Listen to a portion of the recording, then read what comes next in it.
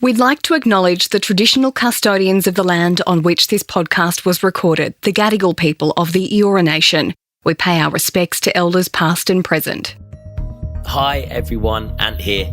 I hope you're having a nice and relaxing break.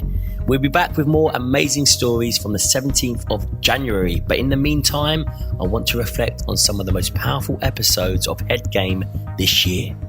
In this episode, you'll hear from three incredibly resilient people who were faced with moments that changed everything. First up, here's Gary Jubelin to tell us about the moment the spotlight was flipped and he became the subject of an investigation. I didn't see it coming at all, and you didn't see it coming. I didn't see it coming. There was a couple of people that I was working with that I didn't have a lot of respect for, but I didn't see it coming. Like over 30 years doing what I do, hadn't had a sick day, just keep turning up, and it's to put it in context, just so people understand what happened. So I was running an investigation into disappearance of a small child, William Tyrrell. 8 years ago, William disappeared. I didn't lead the initial investigation. I was put in charge of the investigation 5 months after, and they asked me to take over the investigation.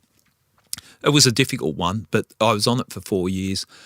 We had some highs, lows. It's with a situation like that, it was trying to just work through the list of suspects, and we had a lot of suspects. Working through that, as a homicide detective, I talk about the life of a homicide detective. So just to give you a sense of where I was at in the headspace, that weekend I was on call, and that weekend I got called out. 2 police officers had been shot, and I was flown up I got an early morning call and flown up to Tamworth to oversee that investigation. That was my weekend. I came back, and then there was a murder up at Newcastle, 2 hours sort of north of Sydney. I drove up there to oversee that. So that's how I'd spent my 3 days. And then I'm back in the office, and the boss came up to me, and my mother said, if you can't say anything nice, don't say anything at all, but came up to me and couldn't contain the smile and said, internal affairs are upstairs to speak to you. With that, I've gone upstairs. It's like going up to the headmaster's office. It's no good comes from level 9. I know that feeling as well. You've been there. Right, the CEO wants to see you, the commanding officer. Okay. I'm like, not again. Search warrants executed on me for allegations that I recorded a conversation with a person of interest in the William Tyrrell matter on my phone, which I did. And so you admit it, you did? I admit it. There was no problems with it. I believe I had under the Listening Devices Act, I had justification to do it. So there were a lot of informed legal people. But anyway, put that aside. I'm talking from the emotional point of view. So I was interviewed, or a search warrant executed on my phones. My phones were taken off me. My gun was taken off me. My keys were taken off me. Everything was taken off me. And I walk out of the police headquarters about 6, 7 o'clock at night. So you were stripped? Just stripped of everything. Did you feel naked when you walked out there? I felt violated. And I was just sort of numb, going, how the hell has this gone on? And I'm trying to remember numbers. I haven't got numbers. I remembered my sister's number. I got myself on the train. So they've taken everything, your phone, they've not given you anything? Nothing. Like taken everything. And this person, and I don't pull back on this, and a person I don't respect, senior person, said to me, oh, well, you'll probably go off sick now. And I said, no, I'll be turning up to work tomorrow, and I'll be turning up dressed like this and ready to work. I come back to work the next day, and then hasn't hit the media at this stage. It hasn't hit the media, and I've come back to work. I'm not allowed access to the homicide office, an office I'd worked in for 20 years, and I wasn't allowed in there. And I've walked in there thinking, well, we're recording a conversation on my telephone that people already knew to potentially catch someone that's committed a crime. And there was listening devices that were approved by Supreme Court judges in the place where I was recording these conversations. Now, people say that's your take on it. Well, they're the facts. I've got to accept the courts. I've put people before the court, so it'd be arrogant of me to say I don't accept it. I could get a whiteboard out here and could explain it, and people say, look, he hasn't learnt his lesson. Yeah, I've learnt my lesson. I've lost my career. I've lost my reputation. I've learnt lessons. But am I going to put my hand up and say I did something wrong? I gave evidence at court.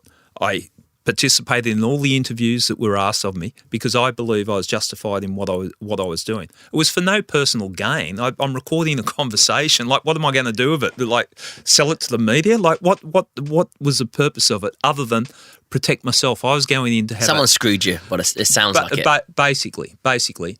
And then they started leaking information about it, and it just became the main story. So all of a sudden, you've got your own people that are turning against you. Yeah. Is that what it felt like? I wasn't allowed to talk to people. People weren't allowed to talk to me, and I had. So they were seeing you as that filth, as that scum, as that, even though they were probably your friends or your colleagues, but they were told to completely. There were a couple of friends that ignored it and spoke to me, and they were victimised because of it. That friends within the police, that what are you doing speaking to him? We can't trust you if you're going to be friends with him. So they put me in this office, not dissimilar to the studio we're sitting in, no window, just a glass panel. I was told by someone loyal to me that they're trying to get you to do something stupid, walk out, abuse a boss so they can suspend you or belt someone or something. So I thought, okay, I can play this game. And I sat there and I played whale music and meditation music and just sat there as the bosses were walking past, and I'd just sit there. And I wouldn't show them how angry they had made me. That was my way of dealing with it.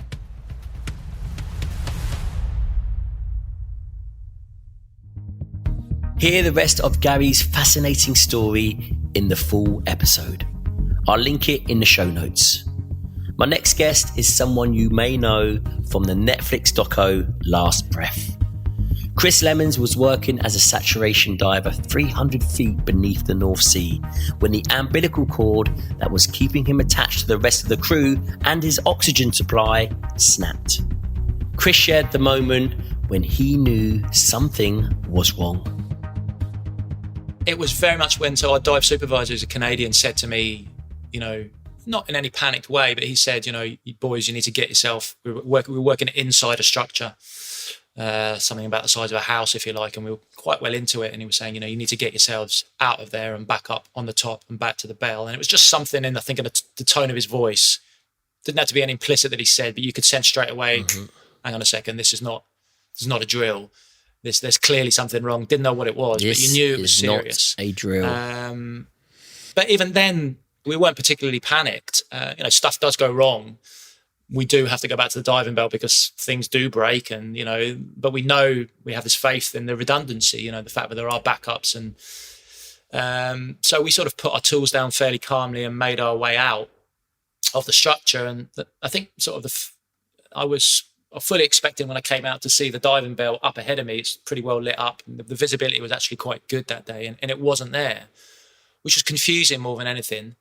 And it's sort of essentially they had suffered this enormous catastrophic failure of the positioning system of the vessel, which holds the boat in one place, which is absolutely essential when you're attached to it by an umbilical.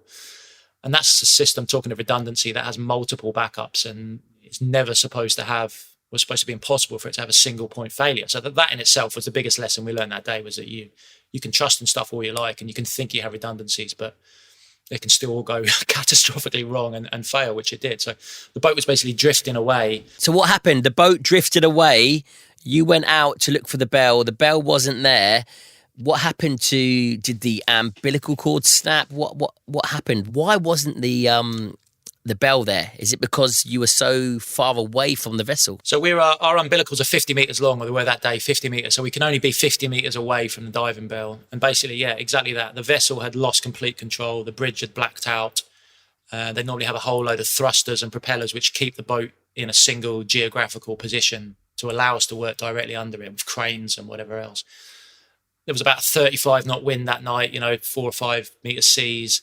It was reasonably rough, and the 8,000 ton boat had suddenly become a sailboat. It was just drifting away from our position in an uncontrolled fashion. So, we're scrambling back to the bell. I'm climbing up my umbilical, and when I just get to the top of the structure, the vessel was obviously already at a point where it's nearly 50 meters away from me. So my umbilical is fully out, fully stretched, and it's caught on it was like a bucket, a metal outcrop on the top of the structure. And that, when you talk of the moment, that's the moment when I looked down, realised what was happening, and And it just happened so quickly. It just tightened around that. And that's the point at which I thought, you are in the shit here. No, there is, I've become an anchor to an 8,000-ton vessel, and there's obviously only going to be one winner in that. So that was very much the moment that I realised I was in trouble. But yeah, but basically then the vessel carried on moving away, ended up being nearly 250 metres away from us. And the umbilical, which carries all those, it is what it sounds like. It's a giver of life. That basically stretched as it went away and eventually snapped with a shotgun went off. And I fell back to the seabed, with nothing to breathe. Yeah, which is a pain. Yeah. So you're at the bottom of the seabed, umbilical cord snapped. Do you go straight onto your reserve, onto what we just spoke about? What do you do? How did you get out of that situation? What did you do?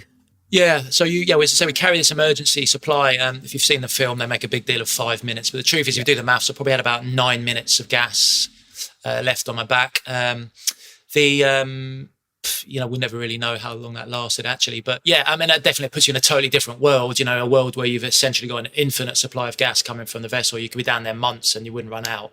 To one where you've basically got 9 minutes to get back into a breathable environment. So. That's definitely panic inducing. I won't lie. I was very frightened at that point. It's instinct, I think, kicks into a great degree. I didn't have a great number of choices. It was really, in that environment, going to the surface, for example, you maybe would take the risk as a scuba diver, just isn't an option. You would die instantly from sort of explosive decompression. So there really is only one safe haven, and that is the diving bell. So you focus entirely on, without really too much thinking, on getting back to that. So it was completely pitch black, dark. I had no sense of orientation. I'd fallen on my back down to the seabed, and this structure was about 10 meters high. So I think just upwards seemed the logical thing to do. So almost like going for a piss in the middle of the night, I sort of put my hands out in front of me and took a leap of faith and headed off in a particular direction. And I was very fortunate, really, more than anything, to bump into that structure. And I was eventually able to climb up to the top. And for me, that the seminal moment of the whole thing really was getting to the top. And for some reason, I fully expected to see the diving bell somewhere. I fully expected to see Dave or Duncan on their way back to come and help me, and to look up and see an entirely black, pitch black sea above me, not a speck of light, not a sound either. You could normally hear the boat on some level down there, the thrusters working, to be in that complete darkness and silence. That's when it transitioned from me to being a very dangerous situation into one which I pretty quickly worked out was not going to be survivable. I remember thinking it's probably taken me 3 or 4 minutes to get up here. Even if Dave had been right in front of me, ready to drag me back up to the diving bell and get my hat off, that the margins would have been pretty slim between that and my running out of gas. But with nobody there at all, it dawned on me pretty quick. So the truth is I didn't do much, really. I didn't really have many choices. I remember just trying to put myself in a position where I would be easy to be found. And working out that my options were pretty limited, really. It was just, I was very much dependent on the others. There was nothing really I could do.